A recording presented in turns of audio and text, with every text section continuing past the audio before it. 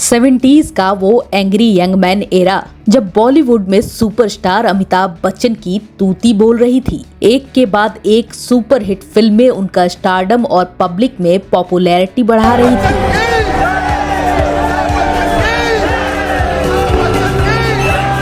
तो जाहिर सी बात है कि मीडिया में भी उनके चर्चे और खबरों की भरमार होगी, पर ऐसा बिल्कुल नहीं था, बल्कि इसका उल्टा था। मीडिया ने तो अमिताभ पर बैन लगा दिया था, और वो भी उस वक्त जब वो सफलता के पीक पर थे और फैंस उनकी खबरें और फोटो देखने के लिए पागल थे। इसके बावजूद पूरी मीडिया ने उन पर बैन लगाने का फैसला किया था। उनकी फोटो तो दूर की बात है, किसी आर्टिकल या खबर में उनका नाम तक लिखने से बचते थे। और ये बैन भी कोई महीने 2 महीने भर तक नहीं चला, बल्कि 15 सालों तक कायम रहा, जिसके बारे में खुद अमिताभ बच्चन ने एक ब्लॉग में लिखा था।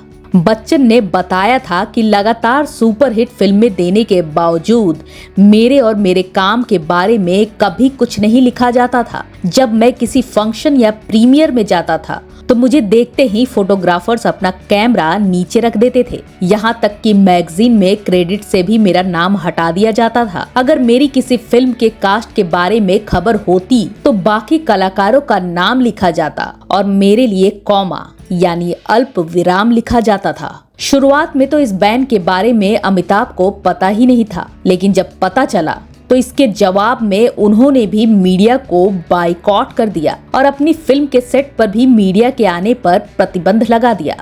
आखिर एक कामयाब और चमकते सितारे के प्रति मीडिया की इस बेरुखी की वजह क्या थी? तो वो वजह थी देश में इमरजेंसी का ऐलान और अमिताभ बच्चन की राजीव गांधी से गहरी दोस्ती। दरअसल 1975 में जब इंदिरा गांधी ने इमरजेंसी का ऐलान किया और मीडिया पर पाबंदियां लगा दी, तो पत्रकारों ने समझा कि इसके पीछे अमिताभ बच्चन की भी सलाह हो सकती है, क्योंकि वो गांधी परिवार के करीबी थे। और पूरी मीडिया ने एकजुट होकर अमिताभ बच्चन के बहिष्कार का फैसला ले लिया। बाद में अमिताभ ने इस बारे में कहा था कि उस वक्त प्रेस पर बैन के लिए उन्हें जिम्मेदार मान लेना पूरी तरह से बेतुका और बेमतलब था। बिग बी ने ये भी बताया कि मीडिया बैन के दौरान ही उनकी सबसे बड़ी हिट फिल्मों में से एक दीवार रिलीज हुई थी, लेकिन बेस्ट एक्टर की ट्रॉफी संजीव कुमार को फिल्म आंधी के लिए दी गई। और इतना ही नहीं, अमिताभ बच्चन को अपने प्रतिद्वंदी को अवार्ड देने के लिए स्टेज पर आमंत्रित किया गया। दरअसल उस वक्त ये सरप्राइज एलिमेंट नहीं होता था कि किसे अवार्ड मिल रहा है, बल्कि सरप्राइज ये होता था कि उस अवार्ड को देने कौन आ रहा है, क्योंकि विनर्स का नाम 1 महीने पहले ही आ जाता था। बिग बी के मुताबिक उस समय कई कमेंटेटर्स और विरोधी मीडिया ने कहा कि ऐसा जानबूझकर किया गया ताकि अमिताभ बच्चन को अपमानित किया जा सके, लेकिन उन्होंने इस पर कोई ध्यान नहीं दिया, क्योंकि वो हरि भाई यानी संजीव कुमार का सम्मान करते थे। बिग बी ने कहा था कि संजीव एक शानदार कलाकार और प्रिय मित्र थे और जूरी का वोट स्वीकार किया जाना था।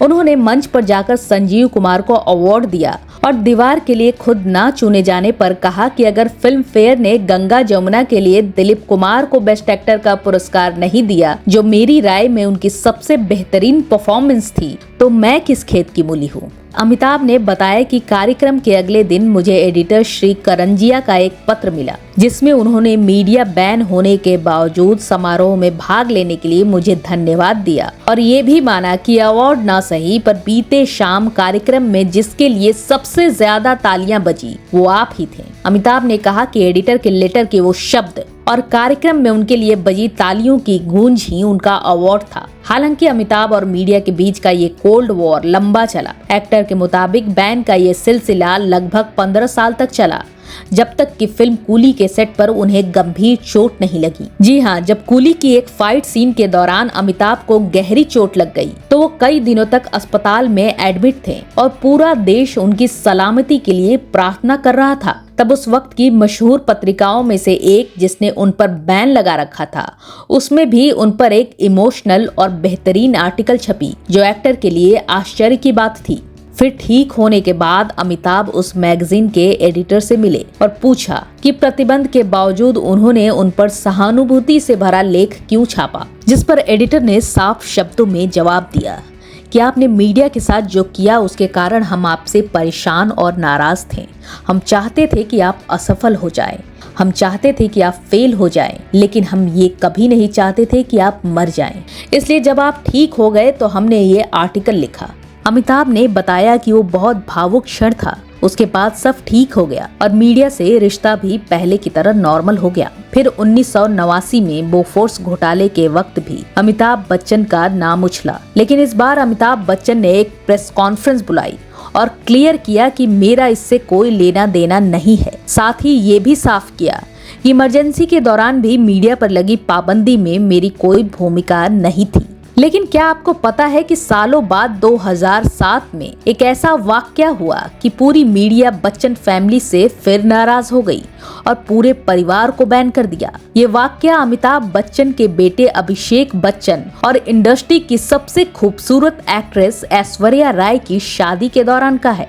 बिग बी के बंगले प्रतीक्षा में हो रहे इस विवाह में फिल्म इंडस्ट्री के अलावा राजनीति के भी कई दिग्गज शामिल हुए थे, लेकिन शादी में मीडिया को इनवाइट नहीं किया गया था। इसके बावजूद मीडिया कवरेज के लिए पहुंची और मीडिया कर्मी बंगले के बाहर खड़े होकर किसी तरह फोटो खींचने के प्रयास में लग गए, पर सुरक्षा के इतने कड़े और ऐसे इंतजाम किए गए थे कि कपल की एक भी झलक मीडिया को ना मिल सके। सीनियर जर्नलिस्ट वरिंदर चावला ने एक इंटरव्यू के दौरान बताया था कि विवाद तब बढ़ गया जब बच्चन फैमिली के करीबी राजनेता अमर सिंह के सुरक्षा कर्मियों ने मीडिया पर हमला किया, क्योंकि कपल की एक झलक पाने के लिए मीडिया कर्मी बैरिकेड तोड़कर आगे जा रहे थे तो सुरक्षा कर्मियों ने हमला कर दिया और इस दौरान कई मीडिया कर्मी चोटिल हो गए, जिससे नाराज होकर पूरी मीडिया ने अमिताभ बच्चन और उनकी फैमिली को बैन कर दिया, जिसमें अब ऐश्वर्या बच्चन भी शामिल थी। इसके बाद जब भी बच्चन फैमिली का कोई भी सदस्य किसी कार्यक्रम में जाता तो पैप विरोध जताने के लिए कैमरे ऊपर कर लेते थे। हालांकि ये बैन पहले की तरह सालों तक नहीं चला,